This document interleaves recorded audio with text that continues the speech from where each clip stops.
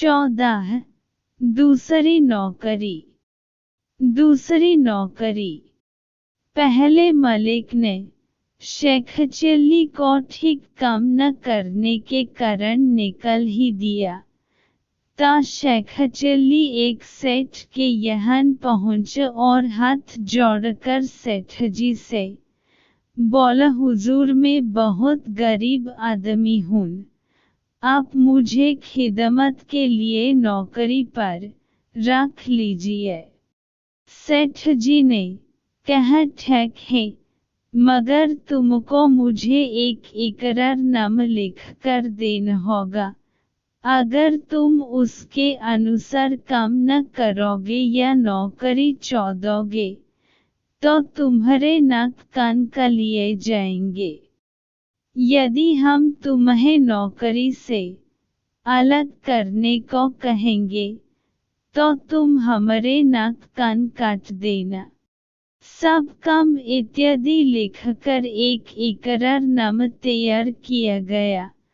तो दोनों उस पर अपने अपने हस्ताक्षर करके सो रहे। सुबह उठते ही शेख चिल्ली ने सोचा कि रोज सर और दाढ़ी का काम बड़ बेमौक है, इसलिए उनकी सफाई ही करवा देनी चाहिए। ऐसा सोचकर उसने पानी में चून पीसकर डाल दिया। उस पानी में जब सेठ जी ने दाढ़ी को और उनकी स्त्री ने बालों को धोया तो सब गिर गए। सेठ जी ने खफा होकर कहा, यह क्या? शेख चिल्ली बोला, इकरारनामे के खिलाफ तो मैंने कुछ नहीं किया। सेठ जी की किताबों का बैग भी शेख चिल्ली रोज दफ्तर ले जाया करता था। एक दिन शेख चिल्ली ने वैसे ही दूसरा बैग बनकर उसमें ईंटें भर दीं और दूसरे दिन ले जाकर दफ्तर में रख दिया। जब सेठ जी ने बैग खोला तो हक्के बक्के रह गए और सबको हंसते देखकर बड़े शर्मिंदा हुए। अब सेठ जी समझ गए कि नौकर कुछ उस्ताद मिला है। शेख चिल्ली की अगली शर्त थी, प्रतिदिन घोड़े को चरकर लाने की शर्त के अनुसार शेख चिल्ली घोड़े को लेकर चरने गए तो घोड़े को छोड़कर और चादर तनकर सो रहे। रात होने पर घोड़े लेकर वापस आए तो रास्ते में सौदागर बोला, क्यों भाई घोड़ा बेचोगे? शेख चिल्ली ने उत्तर दिया, हां साहब बेचेंगे, मगर 50 रू लेंगे। सौदागर ने कहा, नहीं। तब शेख चिल्ली बोले, 40 ही दे देने पर घोड़े की थोड़ी पूंछ काट लेने दो। शेख चिल्ली सौदागर से रुपया और थोड़ा सा पूंछ का टुकड़ा लेकर चल दिया और जाते ही चिल्लाने लगा, सेठ जी घोड़े को चूहे अपने बिल में घटित कर ले गए। सेठ जी आए तो उन्हें पूंछ दिखाकर कहने लगा, देखिए घोड़े को खींचने पर उसकी पूंछ टूट कर रह गई। सेठ जी उसे नौकरी से अलग होने को कहते तो नाक कान कटवाने पड़ते थे। आज चुप होकर रह गए। शर्त में यह भी लिखा था कि शेख चिल्ली घर में जलने को लकड़ी भी लाया करेगा। जब शेख चिल्ली लकड़ी लेकर आया तो उसने आते ही घर में रख कर आग लगा दी। सेठ जी उस समय मंदिर गए हुए थे। आने पर उन्होंने शेख चिल्ली से कहा, तुमने हमारे घर में आग क्यों लगाई? अब हम तुमको नौकर नहीं रखेंगे। शेख चिल्ली ने इकरारनामे की बात कह दी।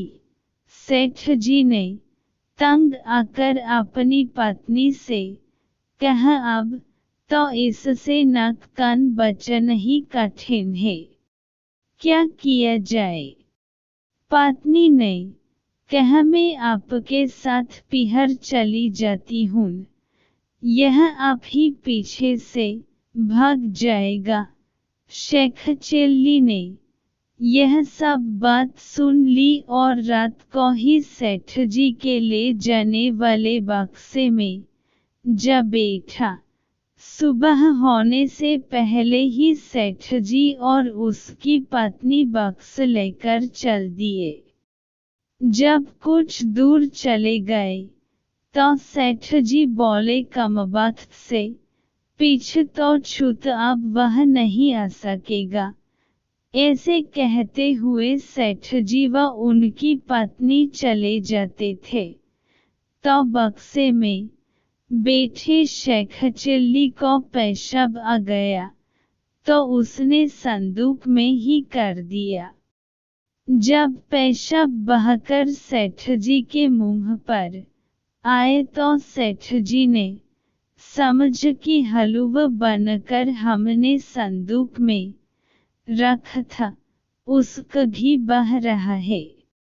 जब सेठ जी ने संदूक उतर कर जमीन पर रख तो झट संदूक में से शेख चिल्ली निकल आए और बोला, हुजूर के कदमों को तब तक नहीं छोड़ सकते जब तक नाक कान न काट लूं।